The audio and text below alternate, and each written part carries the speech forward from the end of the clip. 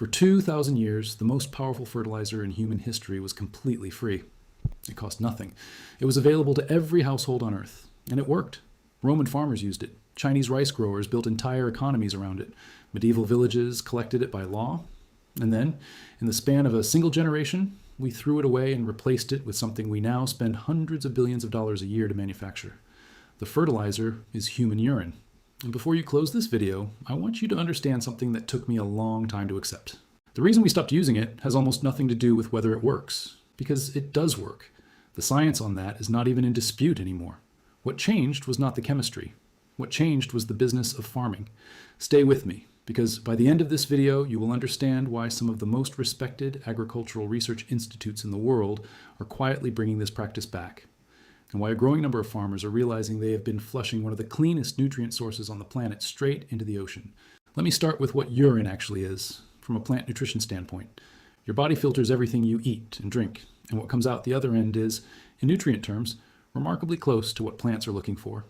Urine contains nitrogen, phosphorus, and potassium, the three numbers you see on every bag of commercial fertilizer. The main nitrogen compound is urea, which breaks down into a form plants absorb easily. It also carries the phosphorus in a form that becomes immediately available to roots. And here is a detail most people never hear. Urine makes up less than 1% of household wastewater by volume, but it carries roughly 80 to 90% of the nitrogen and around half to 2/3 of the phosphorus in that wastewater. That is according to a research review published in the Journal of Soil Science earlier this year.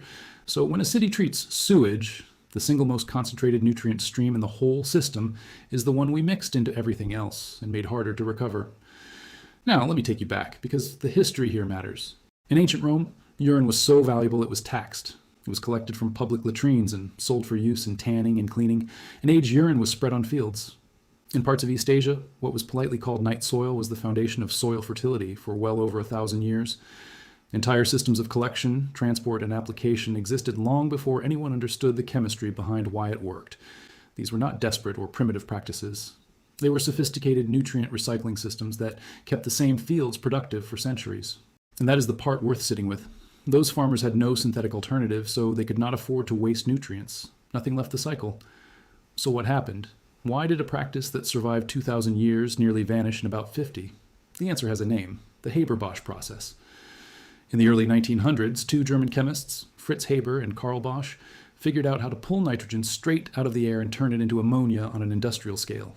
Before that, farmers depended on limited natural nitrogen sources: manure, legume rotations, bird guano shipped across oceans.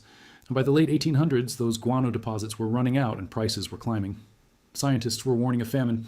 Haber-Bosch solved that. It is, by any honest measure, one of the most important inventions of the 20th century. Researchers estimate that roughly half the people alive today are fed by crops grown with synthetic nitrogen made this way. I'm not here to tell you that synthetic fertilizer was a mistake. That would not be true. But here's what the invention also did, quietly, as a side effect.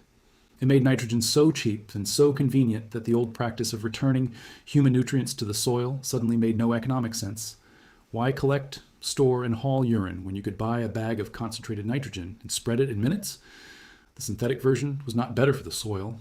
It was simply easier to sell, ship, and apply at scale. So the ancient practice did not get banned by some grand conspiracy. It simply lost on convenience and price. And along with that came something harder to measure: a cultural squeamishness. As indoor plumbing spread, human waste became something to flush and forget, not something to value. The very idea of using it on food crops started to feel unclean, even though it had fed civilizations for 2,000 years. That discomfort is real, and I'm not going to pretend it away. It is part of why this conversation is hard to have. But let me show you what is happening now, because this is where it gets genuinely interesting. Over the last decade, serious institutions have started studying urine as fertilizer again, not as a curiosity, as a real answer to real problems. In the United States, the Rich Earth Institute in Vermont has been running permitted programs that collect urine, treat it, and turn it into registered fertilizer products. They pasteurize it to meet Environmental Protection Agency standards for pathogen reduction, and the states of Vermont and Massachusetts have registered urine-derived fertilizers for use. That is worth repeating. This is not happening in someone's backyard against the rules. It is happening under formal regulation, with state oversight. At the University of Michigan, researchers studied urine that was aged in sealed containers for many months. They found that storing it caused ammonia levels to rise, which killed off most of the bacteria present in fresh urine. The same work found that aging the urine sharply lowered the risk of passing antibiotic resistance into the environment. In other words, the safety concerns people raise are real, but they are also manageable with known, tested methods. In France, research connected to the National Agricultural Institute, INRAE, has mapped how much nitrogen the country simply discards in human waste every year. Their finding was striking. Human urine, when properly handled, has very low heavy metal contamination compared to sewage sludge and even compared to animal manure. And in the Republic of Niger, a team of researchers worked directly with women farmers, teaching them to pasteurize, store, and dilute their own urine. Across 2 growing seasons, the fields treated with this method, sometimes combined with a little animal manure, produced higher crop yields. So why does any of this matter to you, beyond being a strange piece of history? Because the problems that synthetic fertilizer created are now the ones pushing scientists back toward the old way. Making synthetic nitrogen is enormously energy intensive. The process consumes somewhere around 1 to 2% of the entire world's energy supply. Phosphorus is a different problem. It is mined from rock, it is finite, and most of the world's remaining reserves sit in a single country. And the runoff from synthetic fertilizer is a major driver of the algae blooms that choke rivers, lakes, and coastal waters. Urine, recovered and treated, sidesteps a lot of that. It recycles nutrients we already produce instead of manufacturing new ones at huge energy cost. Now I want to be careful and honest with you about the cautions, because they are real. Fresh urine should never be poured straight onto plant leaves or roots. Undiluted, it is too strong and it will chemically burn them. For general garden use, it is typically diluted heavily with water, often somewhere around 1 part urine to 8 parts water. For anything you plan to eat raw, storage and treatment matter. Aging it in a sealed container for several months is the simplest way to reduce pathogen risk.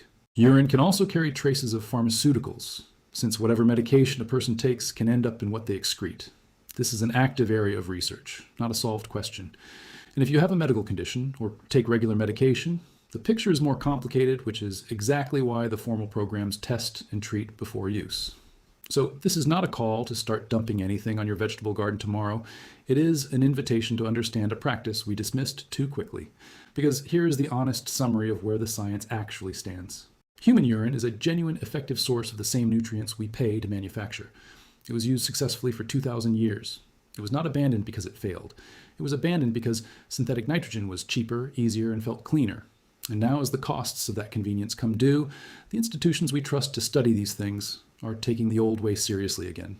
The free fertilizer was never the problem.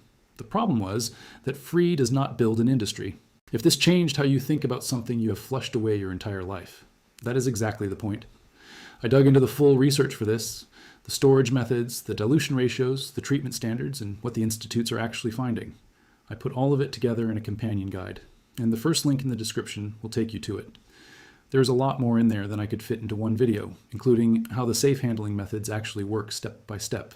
Subscribe to this channel if you want more of the history that got quietly written out of the story, because the most interesting answers in agriculture are often the ones we already had and forgot.